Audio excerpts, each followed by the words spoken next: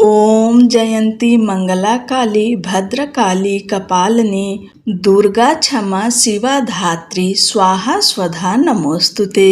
जय माता दी दोस्तों, आप सभी का दिन शुभ और मंगलमय हो।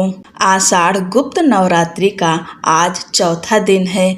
चौथे दिन 10 महाविद्याओं में माँ भुवनेश्वरी देवी की आज पूजा की जाएगी और माता रानी के 9 स्वरूप में चतुर्थ देवी माँ कुष्मांडा माता की पूजा की जाती है। पूजा के साथ में व्रत कथा अर्थात भुवनेश्वरी माता की कथा अवश्य सुननी चाहिए। माता रानी का ध्यान करते हुए चलिए कथा को शुरू करते हैं। संपूर्ण जगत या तीनों लोकों की ईश्वरी देवी भुवनेश्वरी नाम की महाशक्ति हैं तथा महाविद्याओं में इन्हें चौथा स्थान प्राप्त है। अपने नाम के अनुसार देवी त्रिभुवन या तीनों लोकों की ईश्वरी या स्वामिनी हैं। देवी साक्षात संपूर्ण ब्रह्मांड को धारण करती हैं। संपूर्ण जगत के पालन पोषण का दायित्व इन्हीं भुवनेश्वरी देवी पर है। परिणाम स्वरूप ये जगत माता तथा जगत धात्री के नाम से भी विख्यात हैं। पंच तत्व आकाश, वायु, पृथ्वी, अग्नि, जल, जिनसे इस संपूर्ण चराचर जगत के प्रत्येक जीवित तथा अजीवित तत्व का निर्माण होता है, वह सब इन्हीं देवी की शक्तियों द्वारा संचालित होती है। पंच तत्वों को इन्हीं देवी भुवनेश्वरी ने निर्मित किया है। देवी की इच्छा अनुसार ही चराचर ब्रह्मांड अर्थात तीनों लोकों के समस्त तत्वों का निर्माण होता है। प्रकृति से संबंधित होने के कारण देवी की तुलना मूल प्रकृति से भी की जाती है। आद्या शक्ति भुवनेश्वरी स्वरूप में भगवान शिव के समस्त लीला विलास की सहचरी हैं, सखी हैं। देवी नियंत्रक भी हैं तथा भूल करने वालों के लिए दंड का विधान भी तय करती हैं। इनके भुजा में व्याप्त अंकुश नियंत्रक का प्रतीक है, जो विश्व को वमन करने हेतु वामा शिवमय होने से ज्येष्ठा तथा कर्म नियंत्रक जीवों को दंडित करने के कारण रौद्री प्रकृति का निरूपण करने से मूल प्रकृति कही जाती हैं। भगवान शिव के वाम भाग को देवी भुवनेश्वरी के रूप में जाना जाता है तथा सदा शिव के सर्वेश्वर होने की योग्यता इन्हीं के संग होने से प्राप्त होता है। देवी भुवनेश्वरी अत्यंत कोमल एवं सरल स्वभाव संपन्न हैं। देवी भिन्न भिन्न प्रकार के अमूल्य रत्नों से युक्त अलंकारों को धारण करती हैं। स्वर्ण आभा युक्त उदित सूर्य के किरणों के समान कांति वाली देवी कमल के आसन पर विराजमान हैं तथा उगते सूर्य या सिंदूरी वर्ण से शोभिता हैं। देवी 3 नेत्रों से युक्त त्रिनेत्रा हैं, जो कि इच्छा, काम तथा प्रजनन शक्ति का प्रतिनिधित्व करती हैं। मंद मंद मुस्कान वाली अपने मस्तक पर अर्ध चंद्रमा धारण करने वाली देवी अत्यंत मनोहर प्रतीत होती हैं। देवी 4 भुजाओं से युक्त तथा पूर्ण शारीरिक गठन वाली हैं। देवी अपने 2 भुजाओं में पाश तथा अंकुश धारण करती हैं तथा अन्य 2 भुजाओं से वर तथा अभय मुद्रा प्रदर्शित करती हैं। देवी नाना प्रकार से मूल्यवान रत्नों से जड़े हुए मुक्ता के आभूषण धारण कर बहुत ही शांत और सौम्य प्रतीत होता है। सृष्टि के प्रारंभ में केवल स्वर्ग ही विद्यमान था। सूर्य केवल स्वर्ग लोक में ही दिखाई देता था तथा उनकी किरणें स्वर्ग लोक तक ही सीमित थी। समस्त ऋषियों तथा सोमदेव ने संपूर्ण ब्रह्मांड, ग्रह, नक्षत्र इत्यादि के निर्माण हेतु सूर्य देव की आराधना की, जिससे प्रसन्न हो सूर्य देव ने देवी भुवनेश्वरी की प्रेरणा से संपूर्ण ब्रह्मांड का निर्माण किया। उस काल में देवी ही सर्वशक्तिमान थी। देवी षोडशी ने सूर्य देव को वह शक्ति प्रदान तथा मार्गदर्शन किया, जिसके परिणाम स्वरूप सूर्य देव ने संपूर्ण ब्रह्मांड की रचना की। देवी षोडशी की वह प्रेरणा उस समय से भुवनेश्वरी संपूर्ण जगत की ईश्वरी नाम से प्रसिद्ध हुई। देवी का संबंध इस चराचर दृष्टि गोचर समस्त ब्रह्मांड से है। इनके नाम 2 शब्दों के मेल से बना है। भुवन और ईश्वरी, जिसका अभिप्राय है समस्त भुवन की ईश्वरी। देवी भुवनेश्वरी अपने अन्य नामों से भी प्रसिद्ध हैं। मूल प्रकृति देवी इस रूप में स्वयं प्रकृति रूप में विद्यमान है। समस्त प्राकृतिक स्वरूप इन्हीं का रूप है। सर्वेश्वरी या सर्वेशी देवी इस रूप में संपूर्ण चराचर जगत की ईश्वरी या विधाता हैं। सर्वस्वरूपा देवी इस स्वरूप में ब्रह्मांड के प्रत्येक तत्व में विद्यमान है। विश्व रूपा संपूर्ण विश्व का स्वरूप इन्हीं देवी भुवनेश्वरी के रूप में स्थित है। जगन माता संपूर्ण जगत तीनों लोकों की देवी जन्मदात्री हैं। जगत धात्री देवी इस रूप में संपूर्ण जगत को धारण तथा पालन पोषण करती हैं। श्रीमद् भागवत पुराण के अनुसार राजा जन्मेजय ने व्यास जी से ब्रह्मा विष्णु शंकर की आदि शक्ति से संबंध तथा विश्व के उत्पत्ति के कारण हेतु प्रश्न पूछे जाने पर व्यास जी द्वारा जो वर्णन प्रस्तुत किया गया वह हम सुनते हैं। एक बार व्यास जी के मन में जिज्ञासा जागृत हुई कि पृथ्वी या इस संपूर्ण चराचर जगत का सृष्टिकर्ता कौन है। इस निमित्त उन्होंने नारद जी से प्रश्न किया। नारद जी ने व्यास जी से कहा कि एक बार उनके मन में भी ऐसी ही जिज्ञासा जागृत हुई थी। तदंतर नारद जी ब्रह्मलोक स्थित अपने पिता ब्रह्मा जी के पास गए और उन्होंने उनसे पूछा, ब्रह्मा विष्णु और महेश में किसके द्वारा इस चराचर ब्रह्मांड की उत्पत्ति हुई है? सर्वश्रेष्ठ ईश्वर कौन है? ब्रह्मा जी ने नारद से कहा, प्राचीन काल में जल प्रलय पश्चात केवल 5 महाभूतों की उत्पत्ति हुई, जिसके चारण वे ब्रह्मा जी कमल से आविर्भूत हुए। उस समय सूर्य चंद्र पर्वत इत्यादि स्थूल जगत लुप्त था तथा चारों ओर केवल जल ही जल दिखाई देता था।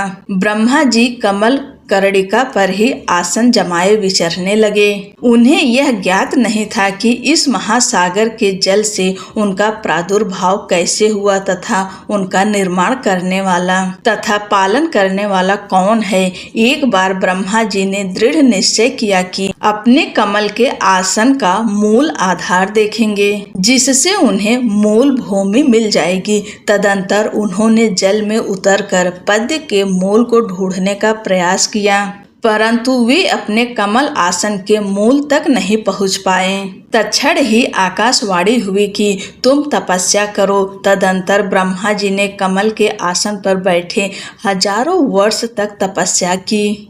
कुछ काल पश्चात पुनः आकाशवाणी हुई, सृजन करो, परंतु ब्रह्मा जी समझ नहीं पाए कि क्या सृजन करें तथा कैसे करें। उनके द्वारा ऐसा विचार करते हुए उनके सन्मुख मधु तथा कैटभ नाम के 2 महादैत्य उपस्थित हुए तथा वे दोनों उनसे युद्ध करना चाहते थे, जिसे देख ब्रह्मा जी भयभीत हो गए। ब्रह्मा जी अपने आसन कमल के नाल का आश्रय ले महासागर में उतरे, जहां उन्होंने एक अत्यंत सुंदर एवं अद्भुत पुरुष को देखा, जो मेघ के समान श्याम वर्ण के थे तथा उन्होंने अपने हाथों में शंख चक्र गदा पद्य धारण कर रखा था। शेष नाग की शैया पर शयन करते हुए ब्रह्मा जी ने श्री हरि विष्णु को देखा। उन्हें देख ब्रह्मा जी के मन में जिज्ञासा जागृत हुई और वे सहायता हेतु आदि शक्ति देवी की स्तुति करने लगे, जिनकी तपस्या में सर्वदा निमग्न रहते थे।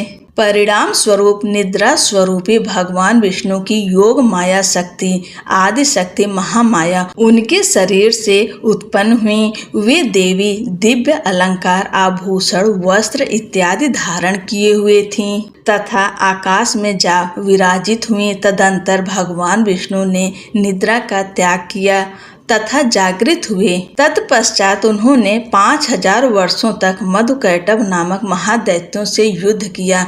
बहुत अधिक समय तक युद्ध करते हुए भगवान विष्णु थक गए। वे अकेले ही युद्ध कर रहे थे। इसके विपरीत दोनों दैत्य भ्राता एक एक कर युद्ध करते थे। अंततः उन्होंने अपने अंतःकरण की शक्ति योग माया आद्या शक्ति से सहायता हेतु प्रार्थना की। देवी ने उन्हें आश्वस्त किया कि वे उन दोनों दैत्यों को अपनी माया से मोहित कर देंगी। योग माया आद्या शक्ति की माया से मोहित हो दैत्य भ्राता भगवान विष्णु से कहने लगे, हम दोनों तुम्हारे वीरता पर बहुत प्रसन्न हैं, हमसे वर प्रार्थना करो। भगवान विष्णु ने दैत्य भ्राताओं से कहा, मैं केवल इतना ही चाहता हूँ कि तुम दोनों अब मेरे हाथों से मारे जाओ।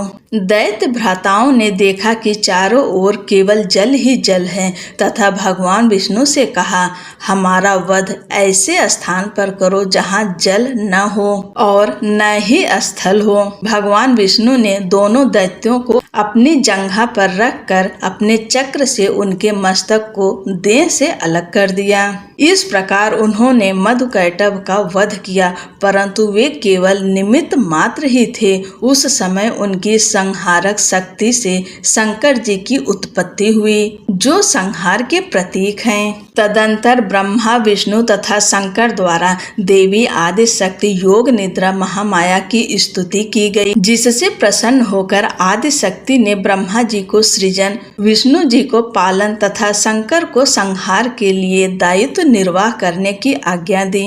तत्पश्चात ब्रह्मा जी ने देवी आदि शक्ति से प्रश्न किया कि अभी चारों ओर केवल जल ही जल फैला हुआ है, पंच तत्व गुण तन मात्राएं तथा इंद्रियां कुछ भी व्याप्त नहीं हैं, तथापि तीनों देव शक्तिहीन हैं। देवी ने मुस्कुराते हुए उस स्थान पर एक सुंदर विमान को प्रस्तुत किया और तीनों देवताओं को विमान पर बैठे अद्भुत चमत्कार देखने का आग्रह किया गया। तीनों देवों के विमान पर आसीन होने के पश्चात वह देवी विमान आकाश में उड़ने लगा। मन के वेग के समान वह दिव्य तथा सुंदर विमान उड़कर ऐसे स्थान पर पहुंचा जहां जल नहीं था। यह देख तीनों देवों को महान आश्चर्य हुआ। उस स्थान पर नर नारी, वन उपवन, पशु पक्षी, भूमि पर्वत, नदियां, झरने इत्यादि विद्यमान थे। उस नगर को देखकर तीनों महादेवों को लगा कि वे स्वर्ग में आ गए हैं। थोड़े ही समय पश्चात वह विमान पुनः आकाश में उड़ गया तथा एक ऐसे स्थान पर गया जहां ऐरावत हाथी और मेनका आदि अप्सराओं के समूह नृत्य प्रदर्शित कर रही थीं। सैकड़ों गंधर्व विद्याधर यक्ष रमण कर रहे थे। वहां इंद्र भी अपनी पत्नी सची के साथ विद्यमान थे। वहां कुबेर, वरुण, यम, सूर्य, अग्नि इत्यादि अन्य देवताओं को देख तीनों को महान आश्चर्य हुआ। तदंतर तीनों देवताओं का विमान ब्रह्मा लोक की ओर बढ़ा। वहां पर सभी देवताओं से वंदित ब्रह्मा जी को विद्यमान देख तीनों देव विस्मय में पड़ गए। विष्णु तथा शंकर ने ब्रह्मा से पूछा, यह ब्रह्मा कौन है? ब्रह्मा जी ने उत्तर दिया, मैं इन्हें नहीं जानता हूँ, मैं स्वयं भ्रमित हूँ। तदंतर वह विमान कैलाश पर्वत पर पहुँचा। वहां तीनों देव ने वृषभ पर आरूढ़, मस्तक पर अर्धचंद्र धारण किए हुए, पंचमुख तथा 10 भुजाओं वाले शंकर जी को देखा, जो व्यग्र चर्म पहने हुए थे तथा गणेश और कार्तिक उनके अंग रक्षक रूप में विद्यमान थे। यह देख पुनः तीनों देव अत्यंत विस्मय में पड़ गए। तदंतर उनका विमान कैलाश से भगवान विष्णु के वैकुंठ लोक में जा पहुंचा। पक्षी राज गरुड़ के पीठ पर आरूढ़, श्याम वर्ण, 4 भुजा वाले, दिव्य अलंकारों से अलंकृत भगवान विष्णु को देख सभी को महान आश्चर्य हुआ। सभी विस्मय में पड़ गए तथा एक दूसरे को देखने लगे। इसके बाद पुनः वह विमान वायु की गति से चलने लगा तथा एक सागर के तट पर पहुंचा। वहां का दृश्य अत्यंत मनोहर था तथा नाना प्रकार के पुष्प वाटिकाओं से सुसज्जित था। तीनों महादेवों ने रत्न मालाओं एवं विभिन्न प्रकार के अमूल्य रत्नों से विभूषित पलंग पर एक दिव्यांगना को बैठे हुए देखा। उन देवी ने रक्त पुष्पों की माला तथा रक्तांबर धारण कर रखी थी। वर, पाश, अंकुश और अभय मुद्रा धारण किए हुए देवी भुवनेश्वरी त्रिदेवों को सन्मुख दृष्टि गोचर हुई।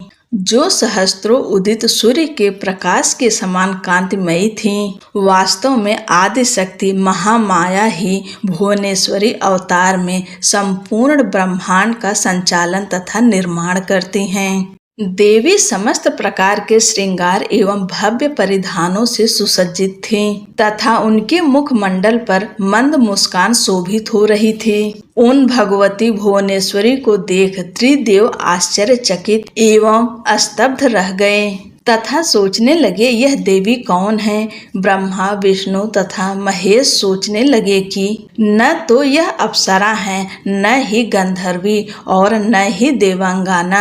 यह सोचते हुए वे तीनों संशय में पड़ गए। तब उन सुंदर हासवली देवी के संबंध में भगवान विष्णु ने अपने अनुभव से शंकर तथा ब्रह्मा जी से कहा, यह साक्षात देवी जगदम्बा महामाया है। साथ ही यह देवी हम तीनों तथा संपूर्ण चराचर जगत की कारण रूपा हैं। देवी महाविद्या शाश्वत मूल प्रकृति रूपा हैं। सभी की आदि स्वरूप ईश्वरी हैं तथा इन योग माया महाशक्ति को योग मार्ग से ही जाना जा सकता है। मूल प्रकृति स्वरूपी भगवती महामाया परम पुरुष के सहयोग से ब्रह्मांड की रचना कर परमात्मा के सन्मुख उसे उपस्थित करती हैं। तदंतर तीनों देव भगवती भुवनेश्वरी की स्तुति करने के निमित्त उनके चरणों के निकट गए। जैसे ही ब्रह्मा, विष्णु तथा शंकर जी विमान से उतरकर देवी के सन्मुख जाने लगे,